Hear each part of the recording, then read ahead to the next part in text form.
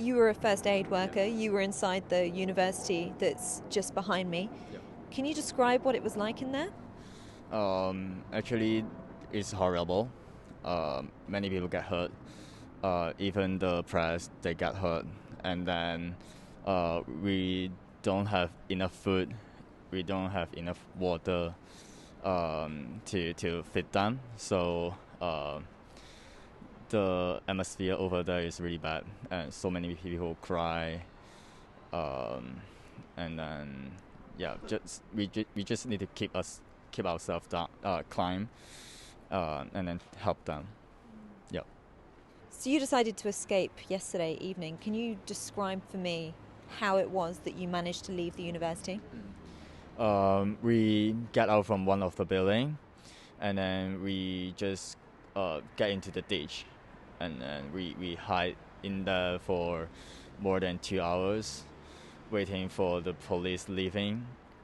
After that, we get out from the ditch, and then the police saw us, so they ran to us, and then they yelling at us, and then they said that they have the guns with rubber bullet, so they will shoot us and whatever. But we don't stop, and then we just ran to the another street.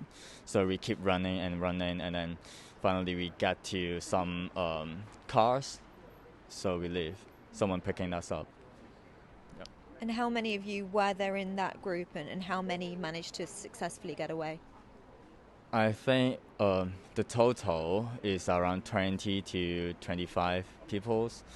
But once we get out from that situation, I think we lost 2 to 3 people.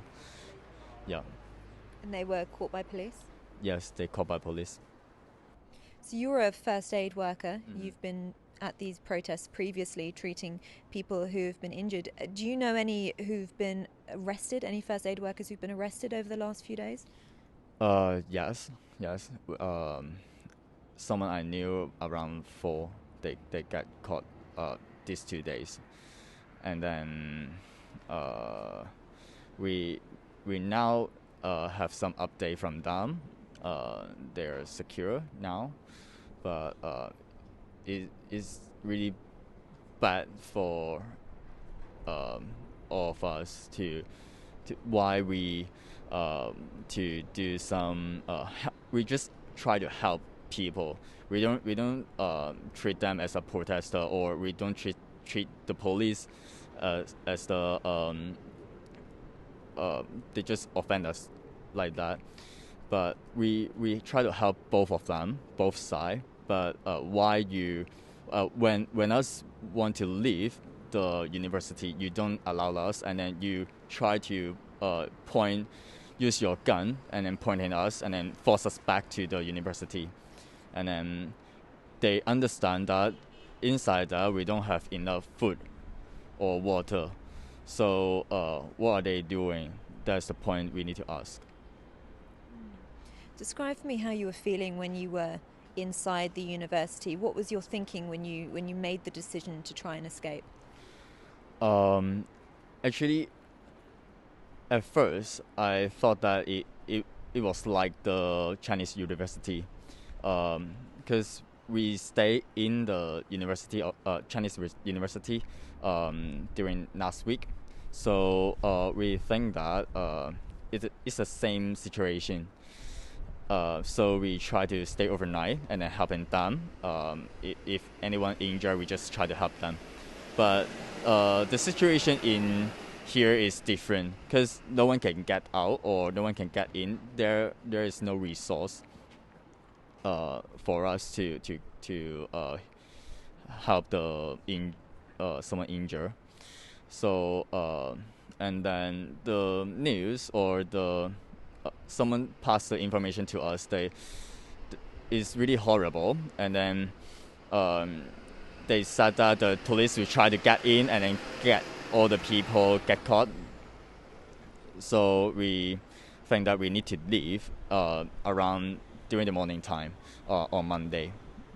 So we are really exhausted because we doesn't sleep for more than 18 or 20 hours, and then we slept around 1 hour.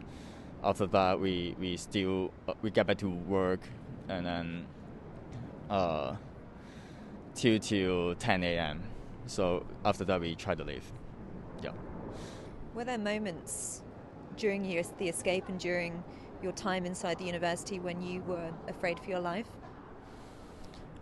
Actually, I don't afraid of my life. I just want to protect our team. We want our teammate be safe. We try to seek any route we can leave. We try because our team have 4 guys and then 5 girls during that time.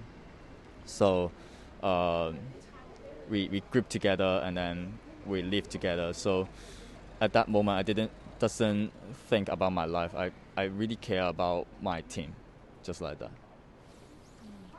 Will you keep going out onto the streets and treating the people who are getting injured in these protests? For sure, we just need to fight for the Hong Kong people. The protesters need us to help them. What we do during the protest is not just helping them. We need to help them to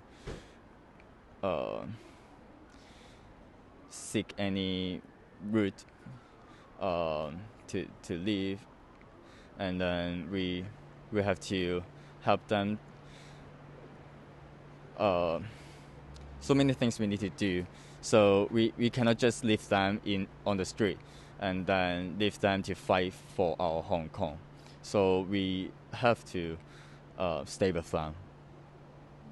Yeah. Thank you. No worries. Thank you.